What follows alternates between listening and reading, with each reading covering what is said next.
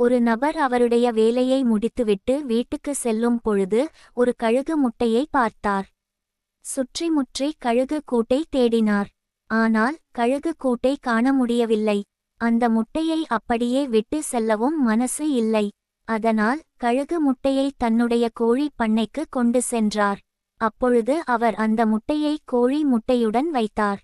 கோழியும் அது தனது முட்டை என நினைத்து அடைகாக்க ஆரம்பித்தது. சில நாட்கள் கழித்து கழுகு வெளியே வந்தது. மற்ற கோழிகள் எப்படி இருக்குமோ அதேபோல் வாழ்க்கையை ஆரம்பித்தது. ஒரு நாள் அது மேலே பறந்து கொண்டு இருந்த கழுதை பார்த்து நினைத்தது, நானும் கழுகாய் பிறந்து இருந்தால் நானும் வானத்தில் பறந்து இருப்பேன் என நினைத்தது. வயதும் ஆகிவிட்டது, அப்படியே இறந்துவிட்டது. கதையின் கருத்து: நம் வாழ்க்கையில் முன்னேறி செல்ல நான் அப்படி இருக்க வேண்டும், இப்படி இருக்க வேண்டும், அப்படி என்பதை நினைப்பதை விட்டுவிட்டு நீங்கள் எப்படி வாழ விரும்புகிறீர்களோ அதற்கான முயற்சியை தொடங்குங்கள். பயம், பதற்றம், நம்பிக்கையில்லாமை இப்படி இருக்காதீர்கள். முயற்சி பண்ணுங்கள், வெற்றியடைய முடியும். Like, share and subscribe this channel.